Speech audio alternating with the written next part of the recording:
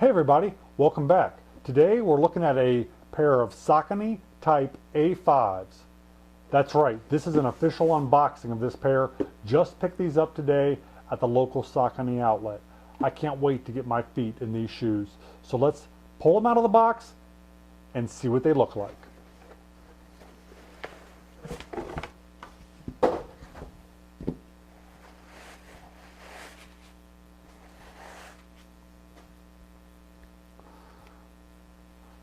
Well, there they are.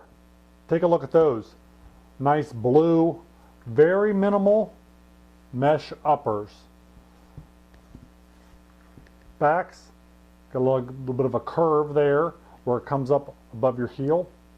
You'll see that a lot of Saucony goes back and forth with what their design is on the back of their heel for their shoes. These have that little curve on the back of them. Some of them come straight up over the top. I don't like the ones that come straight up over the top. I like the ones that have this little curve. This here, this little rope thing, not sure about that yet. We'll see. I've never run a pair of Sauconys with that before, so we'll see what those do, if anything. So that's the tops, that's the outside, that's what they look like. Very, very lightweight shoe. Very lightweight shoe. On the bottoms, what do we have? We have a very smooth bottom. Minimal lugs on the front, almost no lugs on the back, on the heel, which is good. I don't care. I'm a mid-foot to forefoot striker, so it doesn't bother me. This is all I care about up in here. This, back here in the back, is going to look like brand new when I'm done with these. I'll put 500 miles on these things, and this part back here is going to look brand new. This is the only part that I care about right up in here. So that's what I'm going to be looking at for wear pattern. So that's what we have. Very flat. 4mm drop. Front to back, or if you prefer, back to front. 4mm drop is what we're looking at here on the Type A5s. These are probably what would be considered almost a track shoe because they're so light.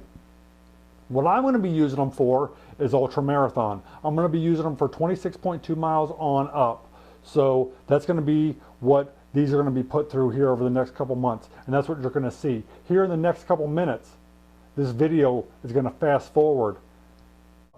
So that's it, an unboxing, Saucony Type A5. Stick around for a couple minutes and let's see how these bad boys held up.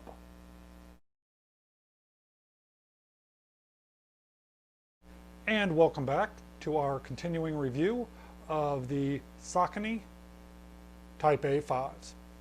Now, these shoes now have over 100 miles on them, and let's see how they've held up. Well, as you can see, the uppers are in excellent condition. We've got little to no wear whatsoever on the upper of this shoe. Again, that's the mesh, very lightweight mesh. Got zero wear on the top of these shoes. But let's take a look at the bottom after 100 miles. Well, there you go. Let's point out a few things here first. This small triangular tread pattern has held up very well. You can see right here, that's where I'm getting wear. I'm a forefoot striker, so this is about the only spot on the shoe that I ever get any wear. And after 100 miles, it's pretty good, but it is starting to chew up a little bit on both shoes. Back here, along the plane of the shoe here, very little wear on the heel, very little wear anywhere else. So I can say after 100 miles of complete road running, none of this has been trail running, none of this has been anything else. This has all been over 100 miles of road running.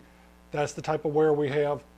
Little to none on the bottom as well. But let's point out a couple little things that I think may be a drawback for some people when talking about the Saucony Type A5s. This is what we have. These small holes in the bottom of the shoe, as you can see that I'm pointing out there, they tend to collect little pebbles. Okay, now as you can see, there's pebbles in those holes right now. I never felt any of those. I don't feel those starting to poke through, nothing like that. But if you have more sensitive feet than I do, you might feel that starting to poke through, or if you get doubled up on pebbles in there, you might get some pressure coming from underneath.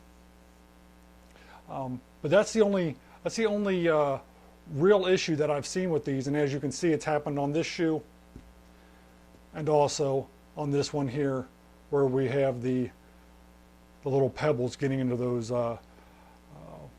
air holes, drain holes, whatever you want to consider those. Other than that, what else can I say about the Saucony Type A5s? Well, a little narrow. They do run a little narrow through here. There's a band that attaches to the tongue, attaches to the bottom of the shoe through this area here. When you first put them on, you might feel that. I never got any rubbing with that, but the shoes do feel a little tighter through this area along the sides. I actually at one point even thought about cutting that out, cutting that little white band. I don't know if you'll be able to see that. I'll see if I can get a shot of that in there for you. I don't know if you'll be able to see that white band in there or not. Probably not, but it's down in there. I thought about cutting that out. That's just me, but I never went ahead and did it. I wanted to give these shoes as fair as a trial as I possibly could. Overall though, I like them. I use them as a daily runner. Again, every mile that's been on these shoes so far, it's been all road miles, all hard pavement, blacktop, concrete, that type of thing. Honestly, I haven't had any problem with them whatsoever. I like them as a daily runner. Sleek, nice, super lightweight. The Saucony Type A5s, you really can't go wrong if that's what you're looking for. Again, these are a 4mm drop, heel to toe. They're not completely flat. If you want a completely flat version of these, I'm not exactly sure where you would find it. I don't know if Saucony makes one. These are 4mm drop, heel to toe, and I absolutely love them. They're very little structure to this shoe. Great shoe, held up awesomely. I think I'm going to be able to get another couple hundred miles out of them easy. So there you have it, the complete review of the Saucony Type A5s. Hope you enjoyed.